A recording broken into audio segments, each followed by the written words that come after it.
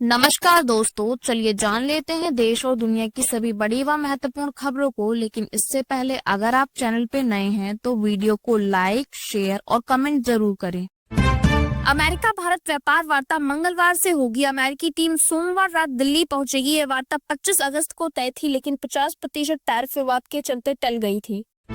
कांग्रेस सांसद केसी वेणुगोपाल ने supreme court के आदेश का स्वागत किया और कहा कि वक्फ कानून पर लगी रोक एनडीए सरकार के लिए करारा तमाचा है। सुप्रीम कोर्ट ने कहा, अगर बिहार एसआईआर में चुनाव आयोग ने नियम तोड़े तो पूरी प्रक्रिया होगी रद्द। अंतिम फैसला पूरे देश पर लागू होगा। चुनाव से पहले तेजस्वी यादव ने पूर्णिया मेडिकल कॉलेज का निरीक्षण कर नर्सों और डॉक्टरों की भारी कमी पर सरकार को घेरा। इंटर्न्स को महीने से वेतन नहीं मिला। पुलिस ने गूगल जेमिनी नैनो से विंटेज या मूर्ति वाली तस्वीर बनाने पर चिढ़ाया। महिला पुलिसकर्मी ने कहा, निजी फोटो न बनाएं, डेटा गलत हाथों में जा सकता है। नीति आयोग के सीईओ बीवीआर सुब्रह्मण्य ने कहा कि एआई भारत में रोजगार बढ़ाएगा और 2035 तक अर्थव्यवस्था में $2 ट्रिलियन का योगदान करेगा। पीएम मोदी ने नेपाल की नई पीएम सुशीला कार्की को बधाई देते हुए राइट शब्द का इस्तेमाल किया, जो राष्ट्रमंडल देशों में औपचारिक सम्मान सूचक उपाधि है। बिहार मंत्री जीवेश मिश्रा पर यूट्यूबर ने मारपीट का आरोप लगाया। तेजस्वी यादव खुद उसे थाने लेकर गए और मंत्री के खिलाफ एफआईआर दर्ज कराई। वित्त मंत्री निर्मला सीतारमण ने कहा कि एआई तेजी से बदल रही तकनीक है, इसीलिए इसके लिए नियम भी उतनी ही तेजी से बनाए जाने चाहिए। दिल्ली में बीएमडब्ल्यू हादसे में वित्त मंत्रालय अधिकारी नवजोत सिंह की मौत हुई। कार चालक गगनप्रीत कौर गिरफ्तार। बेटे ने गलत अस्पताल ले जाने का आरोप लगाया। रिपोर्ट के मुताबिक अब यूपीआई से किसी भी क्यूआर कोड को स्कैन कर देश में कैश निकालने की सुविधा मिलेगी। एनपीसीआई ने इसके लिए आरबीआई से मंजूरी मांगी है। काठमांडू पोस्ट ने बताया कि जनजी आंदोलन से नेपाल को 3 लाख करोड़ नेपाली रुपयों का नुकसान हुआ और 10,000 लोग बेरोजगार हुए। नेपाल की अंतरिम सरकार में कुलमान घिसिंग, रमेश्वर खनाल और ओपी आर्याल शामिल हुए। तीनों का भारत से गहरा संबंध रहा है। दिल्ली बीएमडब्ल्यू हादसे का वीडियो सामने आया। नवजोत खून से लथपथ सड़क पर पड़े दिखे, जबकि लोग उल्टी कार से यात्रियों को निकालने की कोशिश कर रहे थे। मुंबई लोकल स्टेशनों पर स्मार्ट आईपी बेस स्पीकर लगाए जा रहे हैं, जो भीड़ और शोर के हिसाब से वॉल्यूम एडजस्ट करेंगे। दिल्ली बीएमडब्ल्यू हादसे में आरोपी गगनप्रीत पर सबूत नष्ट करने का केस दर्ज। पुलिस ने बताया कि घायल को परिचित अस्पताल ले जाया गया। मुजफ्फरनगर में एनडीए सम्मेलन के दौरान गांधी प्रतिमा को भाजपा टोपी और कमल का झंडा पहनाया गया। कांग्रेस आरजेडी ने इसे अपमान बताया। आचार्य देवव्रत ने महाराष्ट्र के राज्यपाल पद की शपथ ली। वे गुजरात के राज्यपाल भी हैं और सीपी राधाकृष्णन के पद छोड़ने के बाद अतिरिक्त प्रभार मिला।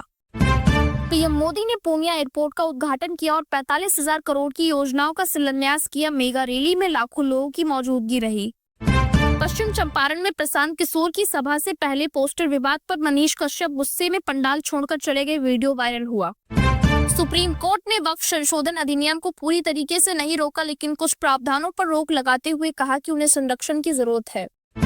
झारखंड के हजारीबाग में सुरक्षा बलों ने 1 करोड़ रुपए के इनामी सहदेव सोरेन समेत 3 नक्सलियों को मार गिराया। ऑपरेशन में 2 और बड़े नक्सली भी ढेर हुए। नवजोत सिंह के बेटे ने कहा कि हादसे के बाद उन्हें नजदीकी अस्पताल की बजाय 20 किलोमीटर दूर भेजा गया। सही समय पर इलाज मिलता तो बचाया जा सकता था। पीएम मोदी ने पूर्णिया एयरपोर्ट का उद्घाटन कर सीमांचल को हवाई सेवा दी, जहां सीएम नीतीश, डिप्टी सीएम सम्राट चौधरी, विजय सिन्हा और मंत्री केआर नायडू मौजूद रहे। मृतक सियाराम उपाध्याय के पिता भाई ने सीएम योगी से मिलकर न्याय मांगा। योगी ने एसआईटी रिपोर्ट के आधार पर सख्त कार्रवाई का आश्वासन दिया, लेकिन परिवार ने पुलिस पर नाराजगी जताई। राहुल गांधी पंजाब के बाढ़ प्रभावित इलाकों में पहुंचे। गुरुद्वारा में मत्था टेकने के बाद गुरदासपुर गांव में किसानों और पीड़ितों से मिले, जहां 22 जिले प्रभावित हैं और 52 की मौत हुई। मणिपुर हिंसा के 2 साल बाद पीएम मोदी चूड़ाचांदपुर पहुंचे और रैली में लोगों के साहस को सलाम करते हुए विकास और शांति का भरोसा दिया। मध्य प्रदेश में नया मौसम सिस्टम एक्टिव। अगले 60 घंटों में भोपाल, जबलपुर, बैतूल और इटारसी समेत कई जिलों में भारी बारिश की संभावना जताई गई। सीएम योगी ने दिशा पाटनी के पिता से फोन पर बात की और घटना की जानकारी लेकर परिवार को सुरक्षा व सख्त कार्रवाई का भरोसा दिया। सुप्रीम कोर्ट ने कहा, अगर निर्वाचन आयोग की कार्यप्रणाली अवैध पाई गई तो बिहार में मतदाता सूची का पुनरीक्षण रद्द कर दिया जाएगा। पीएम किसान योजना की 21वीं किस्त पर किसानों की नजर। उम्मीद है अक्टूबर में या दिवाली से पहले 6,000 रुपए की राहत राशि खातों में आएगी। जलंधर में सड़क हादसे में पूर्व सांसद मोहिंदर सिंह केपी के बेटे रिची केपी की मौत। तेज रफ्तार कार ने कई गाड़ियों को टक्कर मारी। देश के नए उपराष्ट्रपति सीपी राधाकृष्णन बने। विपक्ष की सुदर्शन रेड्डी को हराकर उन्होंने जीत हासिल की। नेताओं ने उन्हें बधाई दी। डोनाल्ड ट्रंप ने 50 से 100% टैरिफ बयान पर चीन से पलटवार किया। विदेश मंत्री वांग यी ने कहा कि युद्ध समाधान नहीं, बातचीत और शांति ही रास्ता है। नेपाल की सुशीला कार्की सरकार ने आंदोलन में मारे गए युवाओं को शहीद का दर्जा दिया और उनकी याद में जंजी मेमोरियल पार्क बनाने का ऐलान किया। रेलवे ने टिकट बुकिंग में धांधली रोकने के लिए एक नया नियम लागू किया। 1 अक्टूबर से रिजर्वेशन खुलने से 15 मिनट पहले केवल आधार वेरीफाइड यात्री ही टिकट बुक कर पाएंगे। सोना आज 104 रुपए सस्ता होकर 1,09,603 पर पहुंचा, जबकि चांदी 1,28,000 प्रति किलो बिक रही है। 172 साल बाद मिजोरम की राजधानी आइजोल को आज पहली बार ट्रेन की सुविधा मिली। पीएम मोदी ने बैरबी सारांग लाइन का उद्घाटन किया। पीएम मोदी के जन्मदिन पर दिल्ली सरकार 50,000 नई पेंशन शुरू करेगी। अमित शाह शुभारंभ करेंगे और इसके लिए 149 करोड़ का बजट तय किया गया है।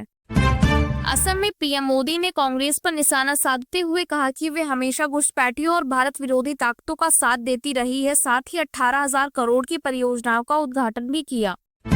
वाराणसी में जाम रोकने के लिए प्रशासन ने टायर किलर लगाए। उल्टी दिशा से आने वाले स्पाइक्स गाड़ी के टायर फाड़ देंगे। यूक्रेन के राष्ट्रपति जेलेंस्की ने कहा कि उन्हें पुतिन का चेहरा पसंद नहीं, लेकिन कभी कभी ऐसे लोगों से मिलना जरूरी हो जाता है।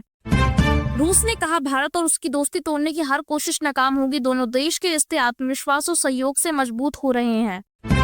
सपा प्रमुख अखिलेश यादव बोले कि यूपी चुनाव 2027 के उम्मीदवार सर्वे के बाद तय होंगे और जनता से जुड़े मजबूत चेहरों को ही मौका मिलेगा। पीएम मोदी ने पूर्णिया से 40,000 करोड़ से ज्यादा की परियोजनाओं की सौगात दी। एयरपोर्ट का उद्घाटन किया और वंदे भारत समेत 4 ट्रेनों को हरी झंडी दिखाई।